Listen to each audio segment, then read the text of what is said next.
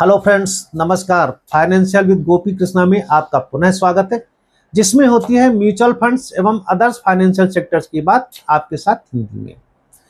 हम अपने वीडियोज में हमेशा म्यूचुअल फंड्स, एसआईपी या कभी कभी अदर्स फाइनेंशियल सेक्टर्स के विषय में बात करते हैं। हमारा मुख्य उद्देश्य यही है कि हर एक व्यक्ति अपने पास ज़्यादा से ज़्यादा वेल्थ कैसे क्रिएट करे, वो चाहे जिस इनकम ग्रुप में हो, चाहे बिलो पॉवर्टी लेवल हो, 10,000 5,000 रुपए महीने कमा रहा तो भी उसका अधिकार है कि उसके पास पैसा हो।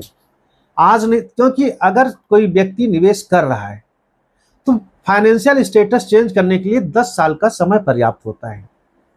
अगर किसी व्यक्ति की आज के समय में 10,000 या 15,000 रुपए इनकम है तो 10 साल बाद उसकी इनकम जो है 25-30,000 रुपए होगी। अगर नहीं कर पा रहा वो अपनी इनकम इतनी, तो उसके लिए महंगाई के हिसाब से जो है सरवाइव कर पाना बड़ा मुश्किल होगा। तो इसलिए हमेशा ऐसी प्लानिंग करनी चाहिए कि आपके पास ज़्यादा से ज़्यादा वेल्थ क्रिएट हो। वेल्थ आपके पास, जब आप इन्वेस्टमेंट यानी निवेश और बचत के बीच में कॉन्सेप्ट समझेंगे तभी आपके पास जो है पैसा ज़्यादा बन पाएगा। बचत का मतलब होता है कि आपने अपने पैसे को बचाना शुरू कर दिया और जब आपको ज़रूरत पड़े तब आप उस पैसे को खर्च कर दीजिए। जैसे बैंक में बचत खाते में जा करके आपने 1 लाख रुपए जमा कर दिया, 15 दिन बाद आपको 50,000 रुपए की जरूरत पड़ेगी, आप 50,000 रुपए निकाल करके आ गए, खर्च कर दिया। यहाँ पर आपको जो खर्च करने हैं वो पैसे रख सकते हैं। लेकिन निवेश का मतलब ये होता है, इन्वेस्टमेंट का मतलब ये होता है कि आपने अपने किसी लक्ष्य यानी गोल के लिए इन्वेस्टमेंट करना शुरू कर दिया।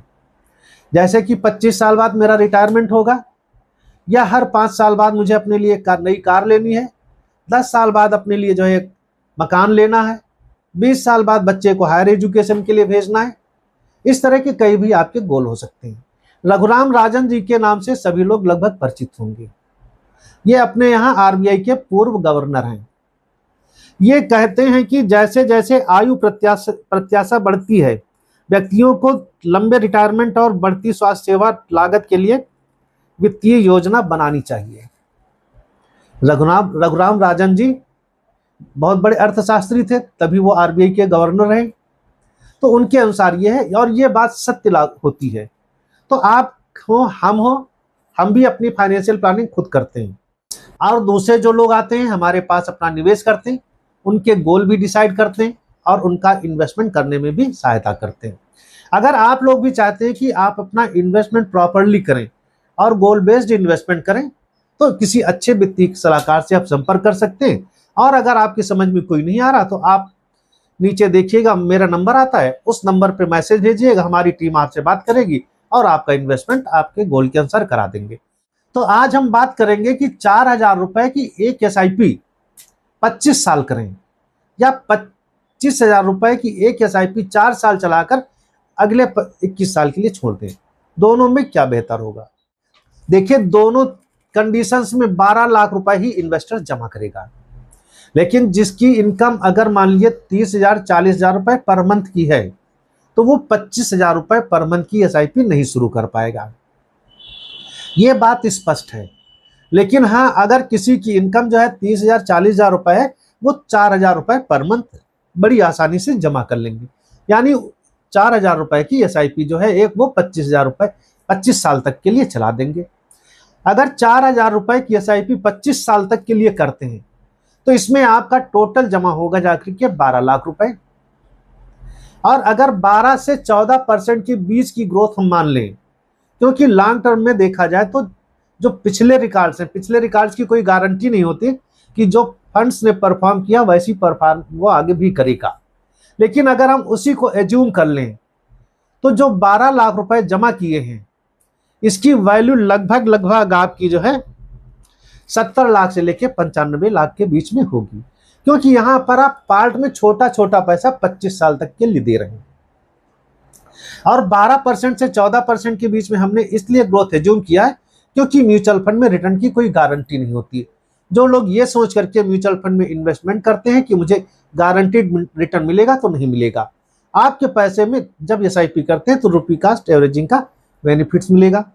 और अगर मान लीजिए जिसकी इनकम 1 लाख रुपए पर मंथ की है लेकिन उनके पास अगले 4-5 साल बाद खर्चे ज्यादा आएंगे, तो SIP अपनी नहीं चला पाएंगे। लक्ष्य इनका भी 25 साल का है। इन्होंने क्या किया, 25,000 रुपए की एक SIP 4 साल के लिए अपनी चला दी और 4 साल में ही इन्होंने 12 लाख रुपए जमा कर दिए। म्यूचुअल फंड कंपनी के फंड्स मैनेजर को जो है 12 लाख रुपए दे दिए। अब इस 12 लाख रुपए में अगर वही हम ग्रोथ माने कि 12% और 14% के ही बीच में होगी, तो इनके पैसे की वैल्यू 1,60,00,000 रुपए से लेकर के 2,25,00,000 रुपए के बीच में होगी। चार जो है 12% की ग्रोथ हो रही पैसा में, 12% के बजाय 12.5% भी हो सकती, 11.5% भी हो सकती, 10%। इसीलिए हमारे अमाउंट जो हम बताते इतना ज्यादा वेरिएशन आता है दोनों की। देखने में देखा जाए तो जो है जो ग्रोथ हो रही 2% का ही फर्क पड़ रहा, लेकिन उसके रिटर्न में बहुत ज्यादा फर्क पड़ रहा है। इस तरह से आप प्लानिंग करके अपना आप इन्वेस्टमेंट कर सकते हैं और अपने लिए भी वेल्थ क्रिएट कर सकते हैं। हमारा वीडियो अच्छा लगा हो, इसको ज्यादा से ज्यादा देखें, लाइक करें, शेयर करें और कमेंट्स करें। जो लोग हमारे YouTube चैनल फाइनेंशियल विद गोपी कृष्णा को पहली बार देख रहे हैं, अवश्य सब्सक्राइब कर लें।